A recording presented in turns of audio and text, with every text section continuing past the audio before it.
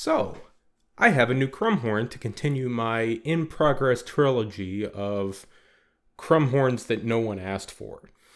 In addition to the standard revival-era quartet of soprano, alto, tenor, and bass, I've already added an anachronistic three-key sopranino in F. And I'm working on an even more anachronistic Bolin-Pierce crumb horn of similar size to the tenor. Logically, the next step would be a great bass in C, an octave below the tenor. Historically, this was not a typical part of the crumb horn family, probably even more common than the soprano that we now consider standard. However, it was never popular during the revival era, and try as I might, I have not been able to borrow an instrument that I could use to get trustworthy dimensions to replicate. And since that instrument did have historical precedent, I don't really want to just make something up. So if I wanted to continue my crumb horn collection downwards, without being limited by history, the other possibility would be to jump over the great bass entirely and make a completely anachronistic contrabass in F. So I did. Or at least a first prototype. It's not very well in tune, doesn't have key work yet, and still has some reed issues. But as you can hear, it plays somewhat decently from G2 all the way down to G1.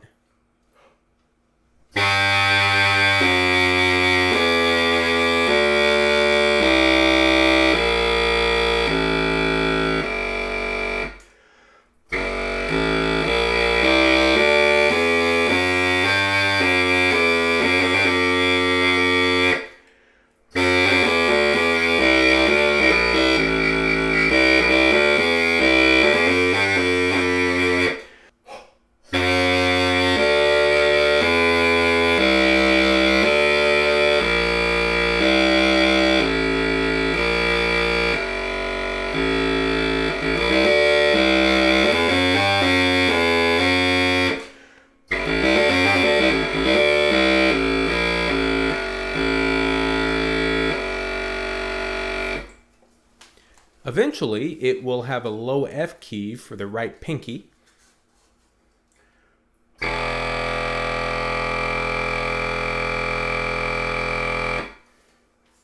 as well as the two throat keys typical of modern reproduction crumb horns.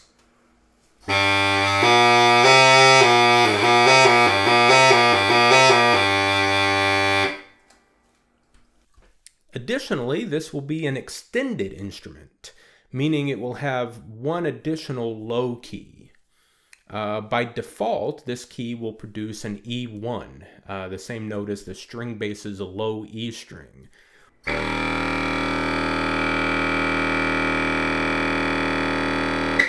But by manually setting some tone holes on the bell, this bottom note can be changed to D1,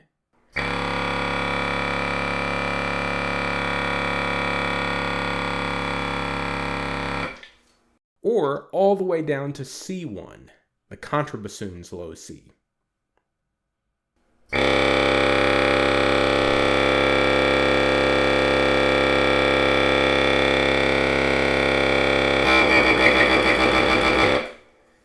Now, if you have experience with crumb horns, you may be wondering why the instrument looks so similar in overall size to a great bass. Furthermore, while even the bass crumb horn has almost unplayably large finger stretches, this instrument's downright comfortable. Well, the reason I've never made a contrabass crumb horn before is I hadn't thought of a fully satisfying concept to bring the instrument down to a comfortable, practical size. I didn't want a novelty giant crumb horn that needed 3 people to play. I also didn't really want something that completely abandoned the classic crumb horn form factor, like a paperclip crumb horn or a bassoon-shaped crumb horn. Nor did I want something with a completely modern, complex exterior shape, something like a Vinova. Finally, I wanted something more interesting than simply throwing a crumhorn bell onto the bottom of a racket. But it was the racket that held the inspiration for the solution I did find. So a Renaissance racket plays extraordinarily low notes for its size by taking 9 parallel cylindrical bores and packing them into one cylinder. And by chiseling channels at the top and bottom, one can acoustically connect all 9 of these bores into a wonderfully tight coil. But what if instead of a single body segment with 9 bores, you had a body segment divided into 4 groups of 3 bores? Now you would have the overall scale and form factor that matches the rest of the crumhorn family, all while being as ergonomic in the hand as an alto or tenor. Now there's a good reason why this wasn't done historically. It would admittedly be a good deal more complex to manufacture than a racket, which is already pretty complex for the woodwind technology of the time. But the idea that it's not completely out of the realm of plausibility for that time period was a big factor in deciding to go this way. And of course, with modern 3D printing, we can make those bends more elegant than the squared off channels they would have had to be historically. The other obstacle was reeds. The crumhorn family is well known for having some gigantic reeds relative to their size, and when you combine that with a contrabass register instrument, you get into some truly absurd territory. Additionally, to be scaled properly with the rest of the family, the contrabass needed an 11mm bore with a 12mm staple. For comparison, even a contrabass sousaphone only has a 6mm bore at the tip of the bocal. This made simply constructing the reed far from a guaranteed success. Thankfully, I was eventually able to make a reed that seems to work acceptably. And however large you think it's going to be, it's larger.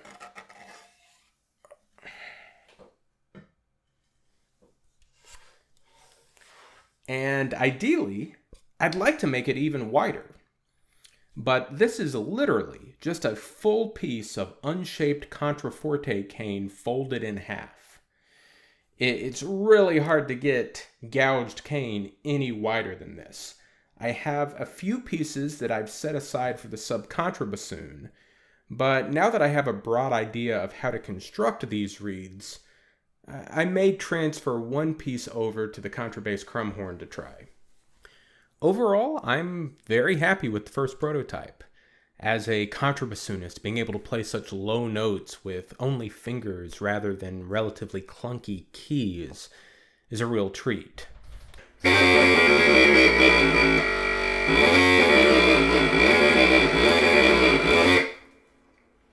On the other hand, the delay in articulation that's caused by the distance from the mouthpiece to the reed takes a lot of getting used to. And on the second revision, I may have even modified the throat B-flat tone hole to be a bit undersized so that it could function as a harmonic vent for a handful of overblown notes to extend the range an additional minor third or so. Now, you all have probably noticed that I haven't been releasing many videos lately. If you're interested in more regular updates about the subcontrabassoon, contrabass crumhorn, or whatever else I may be working on, I encourage you to come to the Subcontrabassoon Discord server. With my new schedule, it's just a lot easier for me to jump on Discord and make some quick posts, rather than filming and editing a whole video. We're also working to build a member projects gallery where people who have their own musical instrument making project can start a channel and share their work. If you're interested, there's an invite link in the description below. As for the reason why I haven't been as active here, the answer is simple. We had a kid. His name is Luke, and like every parent, I'm convinced that he's the single most interesting kid in existence. So far, his favorite things are conducting, exploring the woods, plains, and anything that could be remotely considered a ball. Now, if you'll forgive a wild tangent, I'd like to talk a bit about his namesake. Hearing it aloud, you may wonder if it's this Luke or even this Luke. But seeing it written out, you could probably figure out that it's this Luke. Now, you may think it's lame to name a first and perhaps only child after a fictional character from a TV show of frankly middling quality. But to me, Star Trek is more important than merely its entertainment value. Much mainstream science fiction is focused on the hypothetical of what if humans had better toys, better technology. But at its heart, Star Trek is more audacious and asks, what if humanity itself were better? What might we accomplish if we stopped treating our diversity as an inconvenience to be tolerated, but rather as a strength to be celebrated? And what if we used those lessons to build a society that truly worked for everyone? Now, as much as I appreciate this optimistic vision of humanity's future, I also think that it's good that it's the minority perspective in science fiction.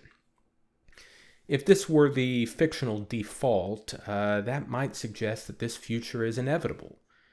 But I think if you laid out all of humanity's possible near futures, for every one Star Trek, you'd find 100 where humanity more or less continues its present cycle of violence and intolerance. And you'd find another 50 or so that veer hard in the other direction. For those of us living in the United States, the next few days are a stark reminder that progress is not guaranteed, even in a democracy. 4 years ago, a fascist tried to overthrow that democracy to stay in power, and in a few days, there's a very real chance that we might elect him back into power. Now, some of you may object to that characterization on the grounds of Godwin's law, the old internet adage that anyone who makes a comparison to fascism automatically loses the argument. But I think that misunderstands the purpose of Godwin's law. The point was never that fascism was gone for good, and that therefore calling anyone a fascist is by definition false. The point was that fascism wasn't gone for good, and that when it comes back, we needed to preserve the power of that label to be able to call it out as strongly as possible. The conservatives who worked with the former president the last time around have no reservations about using that label, so I don't know why I should have to sugarcoat things. If you're on the other side, you may object that calling him a fascist interferes with the more important message of calling him a self-interested, incompetent buffoon. And I think that objection is actually a bit more dangerous, because it seems to concede the notion that fascism is indeed strong. Now, the former president may well idolize Adolf Hitler because he imagines him as a strong, capable leader, but that's historically illiterate.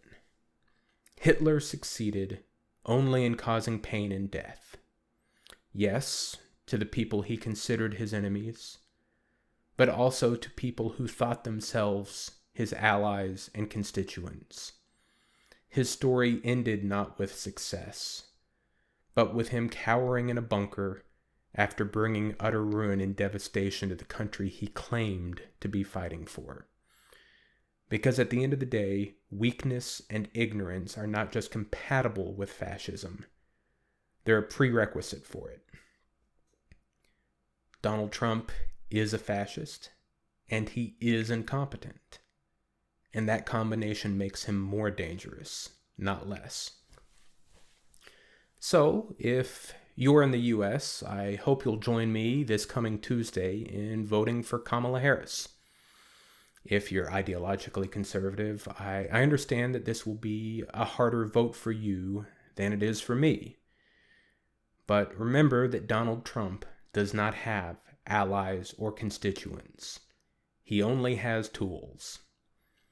If he is not calling for you to be imprisoned, shot, or hanged, it's only because he's not done using you.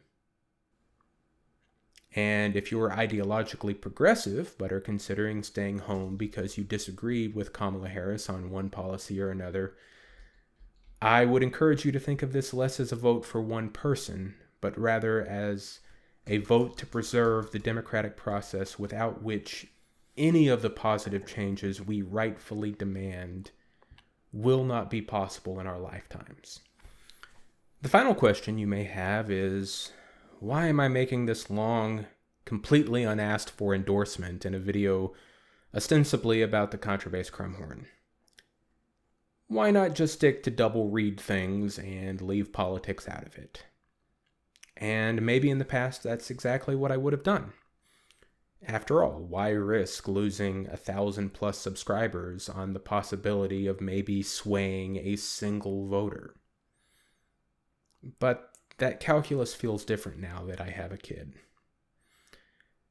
Now, if there's any chance, I can use my minuscule platform to increase the odds that my child could grow up in the highly flawed but well-intentioned and more than occasionally improving society that I was privileged enough to grow up in, rather than one in which the President of the United States calls him poison in the blood of America because of his ancestry. And the only cost is 49 to 51% of my subscribers. I'm going to take it. And I'd do it again. Have a good day, everybody.